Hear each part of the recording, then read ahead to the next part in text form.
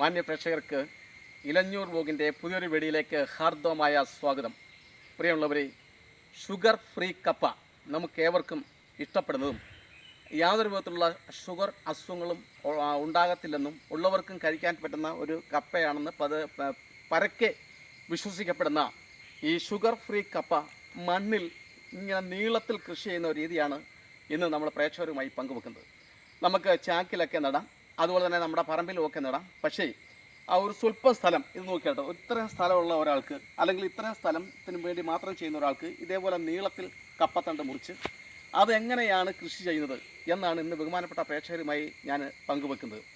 അപ്പോൾ നമുക്ക് തന്നെ ചെയ്യാൻ പറ്റുന്ന കൃഷി രീതികളും പണച്ചെലവില്ലാതെ അത് നമുക്ക് ഗുണകരമാക്കി മാറ്റാൻ കഴിയുന്ന രീതികളും ഒക്കെയാണ് ഇലഞ്ഞൂർ വ്ലോഗ് നിരന്തരമായിട്ട് പ്രിയപ്പെട്ട പ്രേക്ഷകരുമായി പങ്കുവച്ചുകൊണ്ടിരിക്കുന്നത്. ഇത്തരത്തിലുള്ള കൃഷി രീതികൾ കാണാനും ഈ അറിവുകൾ ശേഖരിക്കാനും ഈ അറിവുകൾ മറ്റുള്ളവർക്ക് പങ്കുവെക്കാനും പ്രിയപ്പെട്ടവരെ നിങ്ങൾക്ക് ഇഷ്ടമെങ്കിൽ ആദ്യമായിട്ടാണ് ഞങ്ങളുടെ യൂട്യൂബ് ചാനൽ കാണുന്നെങ്കിൽ ദയവായി ഇത് ലൈക്ക് ചെയ്യുകയും ഷെയർ ചെയ്യുകയും സബ്സ്ക്രൈബ് ചെയ്യുകയും ചെയ്യുക. അതുപോലെ തന്നെ എനിക്ക് വേണ്ട പൂർണ്ണ പിന്തുണ നൽകിക്കൊണ്ടിരിക്കുന്ന എല്ലാ ബഹുമാന്യ പ്രേക്ഷകർക്കും ഞാൻ പ്രത്യേകമായ എല്ലാ ഭാവങ്ങളും നേരുകയാണ്. അപ്പോൾ നമുക്ക് ഇതെങ്ങനെയാണ് ഈ ചീനിക്കമ്പ് നടുന്നത് എന്ന് നമുക്ക് പരിശോധിക്കാം. ആദ്യമായിട്ട് നമുക്ക് ഇതിൻ്റെ തടം ഒരുക്കണം. തടം എന്ന് പറയുന്നുണ്ടെങ്കിൽ നമ്മൾ നീളത്തിലാണ് കമ്പ് നടാൻ ഉദ്ദേശിക്കുന്നത്. അതുകൊണ്ട് തന്നെ ഇങ്ങനെ നീളത്തിൽ ഉഴവ് ഒന്ന് കിളയ്ക്കണം.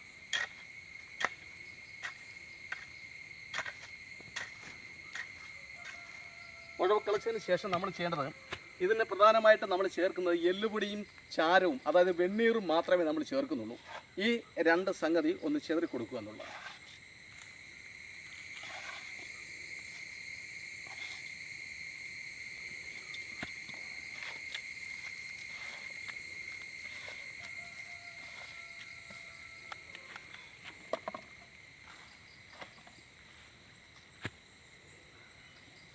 അതിനുശേഷം ഇത് വീണ്ടും മണ്ണുമായിട്ടൊന്ന് കൂട്ടി യോജിപ്പിക്കണം.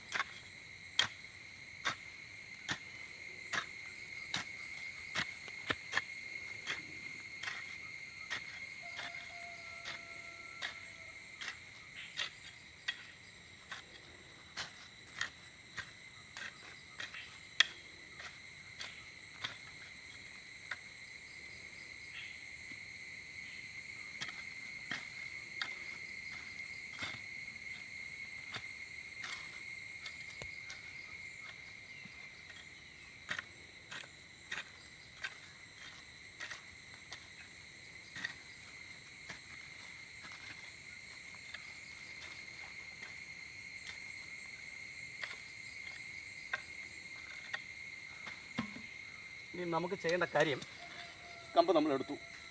അപ്പോൾ ഈ നീളമനുസരിച്ച് ഇതൊന്ന് മുറിക്കണം. മുറിക്കാൻ ഉപയോഗിക്കേണ്ട ഇതേപോലെയുള്ള ആക്സോ ബ്ലേഡ് ഉപയോഗിച്ച് മാത്രമേ നിങ്ങൾ മുറിക്കാവൂ. കാരണം അല്ലെങ്കിൽ ഇതിൻ്റെ അതിൻ്റെ വൃത്തത്തിൽ നേർപ്പിച്ച ഉള്ള ഒരു മുറിവ് വരത്തില്ല, അത് പ്രശ്നമാകും. രണ്ട് സൈഡും നമുക്ക് മുറിച്ച് കളയണം. അപ്പം ഇതിന് അനുസരിച്ചുള്ള ഒരു സംഗതിയാവും. അപ്പോൾ നമുക്ക് ഇതൊന്ന് മുറിക്കാം. കപ്പത്തണ്ട് നമ്മൾ ആക്സോ ബ്ലേഡ് ഉപയോഗിച്ച് രണ്ട് അരിക് മുറിച്ച് കളഞ്ഞതിന് ശേഷം ഇനി നമ്മൾ ചെയ്യേണ്ടതെന്ന് വെച്ചാൽ ഇവിടുന്ന് ഇങ്ങനെ ഈ തൊലി ഒന്ന് ചീകിക്കളയണം. അതുവഴിയാണ് നമുക്ക് വേരിറങ്ങി ഇഷ്ടം പോലെ കായ്കൾ കിട്ടേണ്ടത്. ആ രീതി നമുക്കൊന്ന് തുടരണം.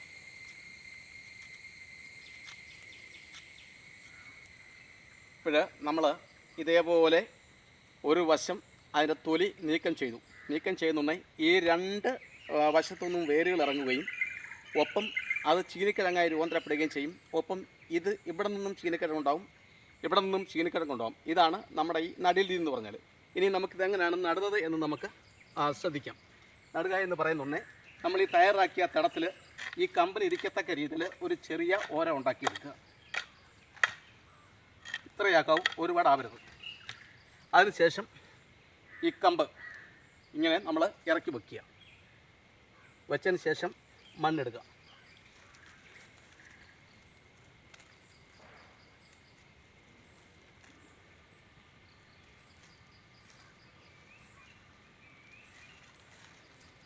ഇപ്പോൾ ഇതിനിട്ട വളം കൂടാതെ 2 പ്രാവശ്യം കൂടെ വളമിടുക.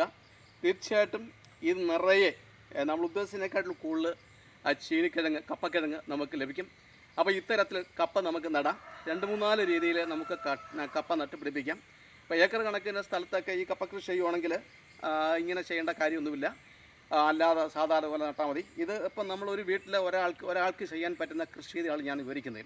നമുക്ക് അല്പം സ്ഥലമുണ്ടെങ്കിൽ അതിൽ നമുക്ക് എങ്ങനെ കൃഷി ചെയ്യാം, ഈ രീതികളൊക്കെയാണ് നമ്മൾ വിവരിക്കുന്നത്. തീർച്ചയായിട്ടും ഇത്തരത്തിലുള്ള അറിവുകൾ നമ്മൾ ശേഖരിക്കുന്നത് നല്ലതാണ്. ആഹാരം മനുഷ്യൻ്റെ നിലനിൽപ്പാണ്. കാർഷിക ജീവിതം കാർഷിക വൃത്തി തുടങ്ങിയതിന് ശേഷമാണ് മനുഷ്യൻ കൂട്ടമായി താമസിക്കുന്നതിനും അതുപോലെ തന്നെ കൂട്ടമായ ഒരു ഉത്തരവാദിത്ത ബോധമൊക്കെ ഉണ്ടായത് എന്ന് നമുക്ക് വിശ്വസിക്കാം. എന്തായാലും ഇലഞ്ഞൂർ ബ്ലോഗിൻ്റെ ഇത്തരം കാഴ്ചകൾ കാണുന്ന പ്രിയപ്പെട്ട ശ്രോതാക്കൾക്ക് ഒരിക്കൽ കൂടി നന്ദി പറയുന്നു. എല്ലാവർക്കും കൃത്യമായ നന്ദി, നമസ്കാരം.